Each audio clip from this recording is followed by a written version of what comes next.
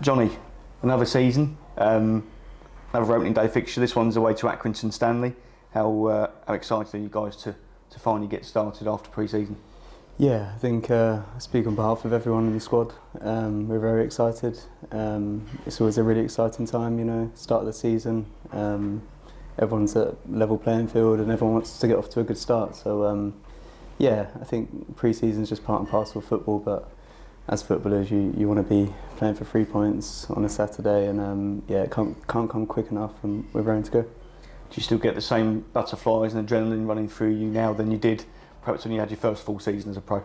Yeah, for sure. I'm really excited to get off to a good start. The last couple of seasons that I've been here, we've really started the season really well. So if we can replicate that again, it'll be great. We just need to be a bit more consistent than we have been in the last couple of seasons. But yeah, we've got off to flying starts. So if we could replicate them starts, it'd be amazing.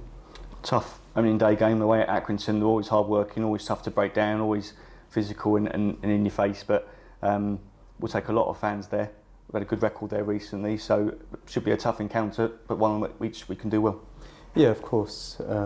Every time I've played at Accrington, it's always a tough game. They work extremely hard as a unit, a hard team to beat. Yeah, it'll be a real tough test, but we're confident we can go there and put a performance in.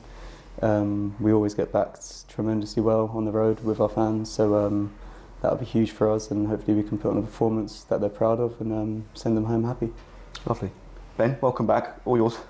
Yeah, well, as Phil mentioned, sometimes when you look at some of these long away trips, think, oh, what's the record like there? But actually, Gillingham at Accrington do seem to pick up results. Obviously, you got that late equaliser there earlier on in the year, and came from behind to win the year prior. So, I don't know, it seems to be something about the place that Gills like to travel well there.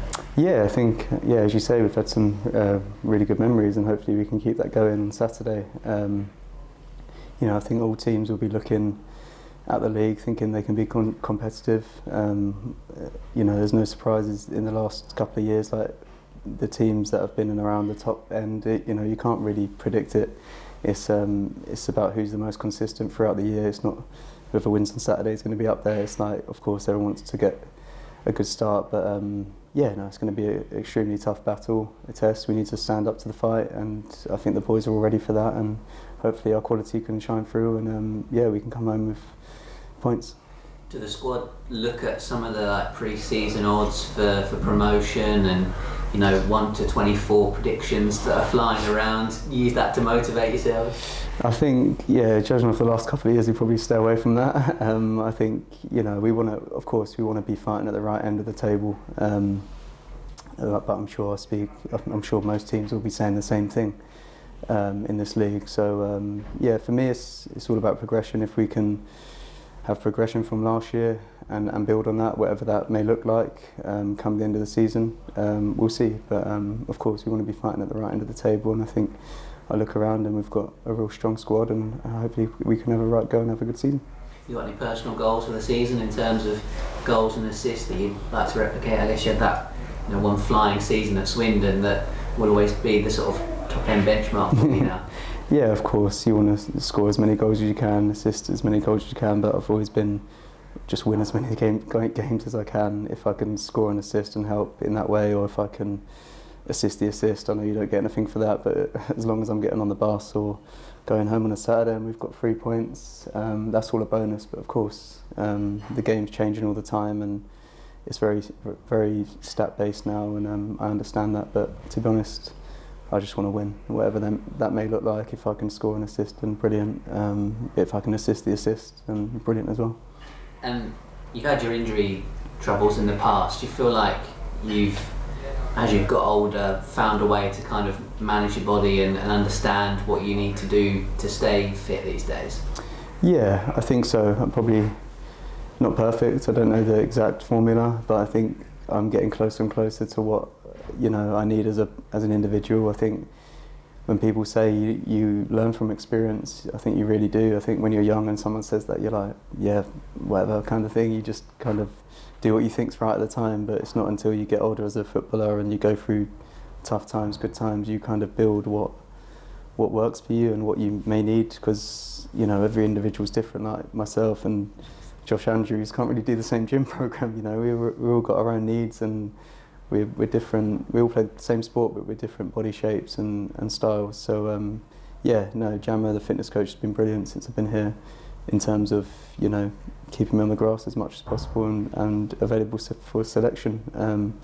I thank them and the physio staff for everything they've done so far. Yeah, he's very much part of the furniture here, isn't he? Unlike the new gaffer, obviously came in at the back end of last season, and you think that's going to benefit the side? Obviously, the fact that you were able to have that little period to get used to his methods, I guess. Yeah, I think it was.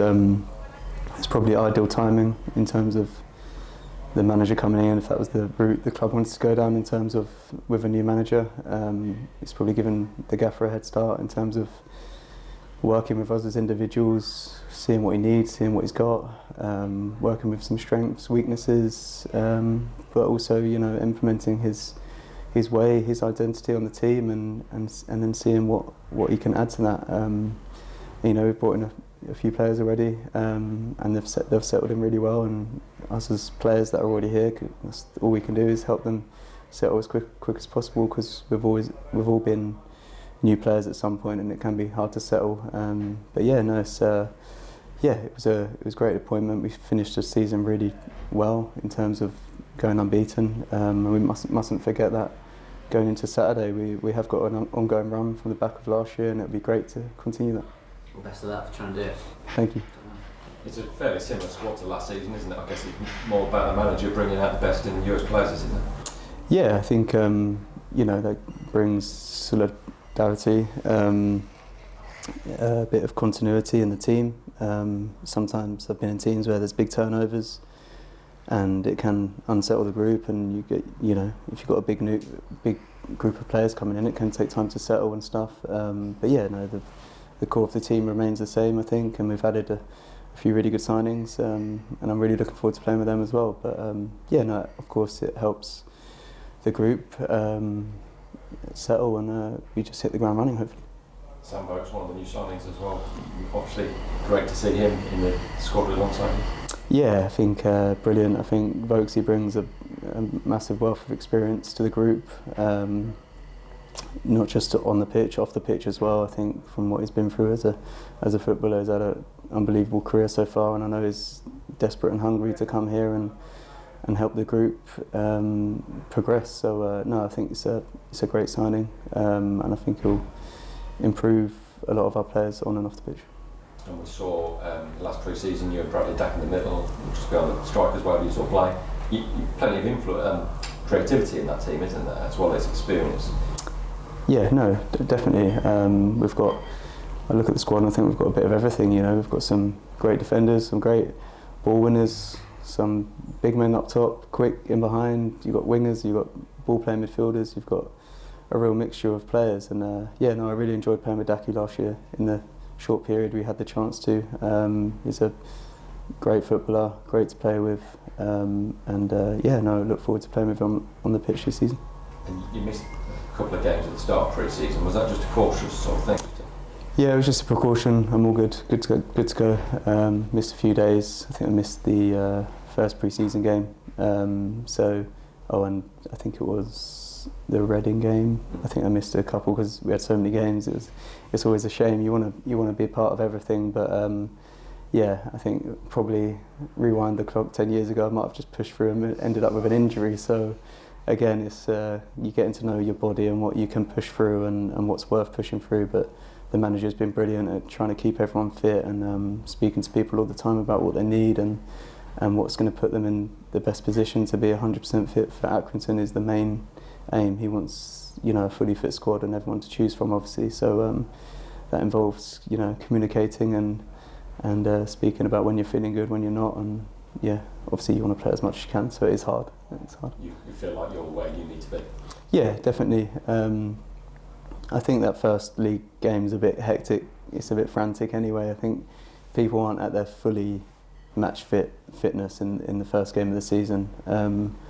But we want to get as close as we can to being in that position, and I think we're feeling really good as a squad, and we've put in some great work in the off-season and pre-season, but the team's coming back in incredible shape in terms of working in the off season as well.